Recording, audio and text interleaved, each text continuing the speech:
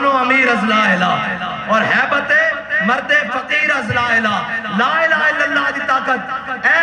جناب انگریز مصنف ہے اس نے پوری کتاب کے اندر حضرت صلاح الدین ایوبی دی کردار کشی کی تھی لیکن آخر جا کے کہن کے مجبور ہو گیا انہیں کیا صلاح الدین ایوبی کدی بھی ساڑھے تے تعداد اجواد نہیں ہویا کدی بھی ساڑھے تے گنتی دے بعد نہیں ہویا کدی بھی ساڑھے تے اسباب اور اصلے دے بعد نہیں ہویا وہ کہنا اس قریب سی کہ صلاح الدین ایوبی دیا صفحہ اتنی پھٹ جانیاں سن کہ آر پار نظر آنا شروع ہو جاتا سی لیکن جدو نعرہ تکبیر لگتا سی انہوں نے کیتے ہوئے شہید اور زخمی بھی اٹھ کے لڑنا شروع کر دیتے سن اور تانوں پتہ ہی نہیں اوے انگریز دے گماشتے ہو تانوں پتہ ہی نہیں لا الہ الا اللہ دی طاقت کی ہے لا الہ الا اللہ دی طاقت ہی تو مسلمان نو زندہ رہنا سکھان دی اور لا الہ اے نہیں اور لیڈر نہیں گدڑ صاحب جڑے کہہ رہے نا جو لا الہ الا اللہ نہیں اقتدار واسطے لا الہ الا اللہ نہیں اقبال کہندہ فقر کے ہیں معجزات تاج و سریر و سپاہ فقر ہے میروں کا میر فقر ہے شاہوں کا شاہ اور فقر کی سان پہ چڑھتی ہے تیغ خودی ایک بندہ چڑھیا فقر کی سان تے پوری امت کی صفحہ سدھیاں کر کے رکھ دیتی ہیں فقر کی سان پہ جب چڑھتی ہے تیغ خودی ایک سپاہی کی ضرب کرتی ہے کار سپاہ ہاں وہ دے پورے ایٹم اور جناب جدید شدید ٹیکنالوجیاں ساریاں بابا جی نے صرف جی ڈی روڈ تے جانے کیا سی کہ تو چھاپ نام کے استاخانہ کھا کے تیسی بھی آ رہے ہیں اسلام آباد این جناب ہر شہر ان کا من لگ پیسی اے یاد رکھنا پورے عالم کفر نو ساڑی تو آڑی جنگ حضور دے ناتے ہوئے اگر تسی حضور دے بارے گل کرو گے پھر ساڑھے دودھ پیتے بچے بھی تو آنو نہیں چھڑن گے تسی لاؤ زور جتنا لا سکتے ہو او مجاہد جس نے سلمان رشدی دوتے حملہ کی تھا اگر تاریخ اٹھائی جائے تو ادو تو وہ پیدا بھی نہیں سی ہویا ساڑھیاں ماما انہوں نے ویر سکھا رہی ہیں کہ تو آڑی دشمنی کینا دینا آلے سانو لوری صدقے یا رسول اللہ دیئے اے بھول جانا اسی سارے بھی مارے گئے سارا کچھ بھی ختم ہو گیا لیکن توانوں بھی چھڑا گے نہیں اگر تسی ساڑھے آقا و مولا دے بارے گل کی تھی کسے دی ہوئے کی کوئی ریڈ لائن کسے دا ہوئے گا کوئی جناب ریڈ زون ساڑھے واسطے ریڈ زون کائنات ایک کوئی ہے وہ ساڑھے آقا و مولا صلی اللہ علیہ وسلم عزیز آتے بس اور